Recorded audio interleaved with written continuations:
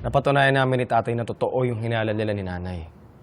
Na matagal na tayo niloloko ng Hazel na yun. Na binabayaran niya si Timo para ipagdiinan na ikaw yung tumulak kay Jessica. Gagang babaeng. Nagpanggap si Hazel na tutulong para mapawalang sala ka. Pero ang totoo, binayaran niya talaga si Timo para bawiin yung statement niya. Kumbaga, 2 beses binayaran ni Hazel si Timo para magsinungaling. Sa kapalit noon, sasama ulit si Tito Manuel kay Hazel.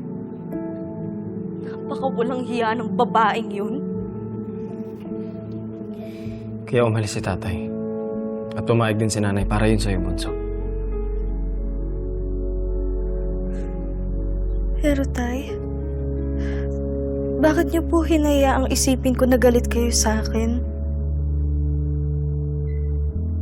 Anak, para hindi dali ng konsensya mo na may kasalanan ka. Kaya lang tama si Kuya Jeffrey mo eh.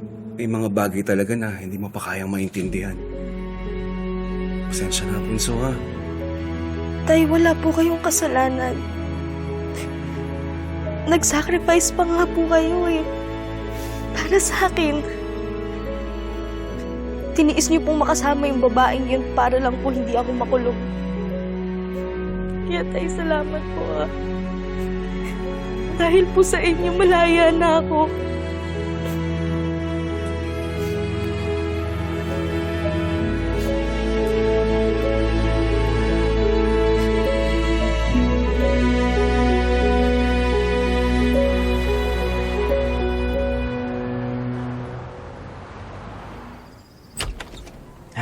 Where am I going, son? Welcome to Davao. Ayan. Lagi kanyang kinikwento sa akin. Manang Lucy, ikaw talaga. Sana maganda naman yung lahat ng sinabi niya. Sabi niya, maganda ka. Tama naman. Sinabi ko ba yun? Ay, halina kayo. At nang makakain. Oh, sige. Noah, inihanda kong paborito mo. Talaga? Oh, sana Halika. gustuhan mo rin ha, Felma? Halika kayo. Sana magustuhan mo nga. Halika. Let's go.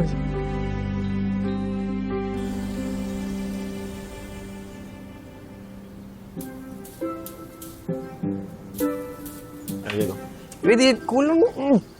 Alam niyo, buti na lang nalaman na talaga ni tatay yung totoo. Kundi hawak pa rin siya ng Hazel na yun. At timunyita yung babaeng yan talaga. Anak ni Satanas. Dami pinagdaanan ng pamilya natin. Nakulong si Colleen, kinasuhan. Tapos lahat yun gawa-gawa lang ng babaeng yan. Kaya, puso mo, baka naman hindi na yan tumibok para sa akin. Uy! Okay, di. Dito ako, Okay na. Huwag kang kumain dito. Ay, isipin na lang natin, si tatay na uwi na natin dito. Tapos yung Hazel na yan, wala na siyang magagawa na bawiin pa si tatay. Alam nyo, ang tagal ko na dito. Hanggang ngayon, wala pa rin yung nanay nyo. Jeff, tawagan mo nga yung nanay nyo. Sige tayo, wait lang.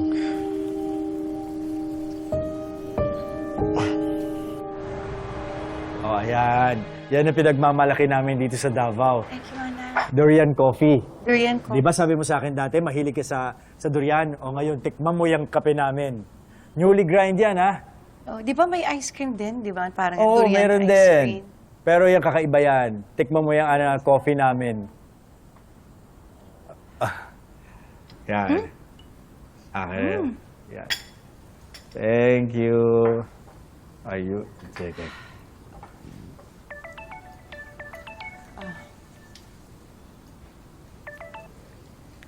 Hello? Hello, Nay. Nasaan ka? Kanina pa kita hinahanap eh. May good news ako. Kalma, lagyan mo na ito, oh. Si Tito na ba yan? Nay, ano ko ba? Hinatid niyo siya sa airport lang.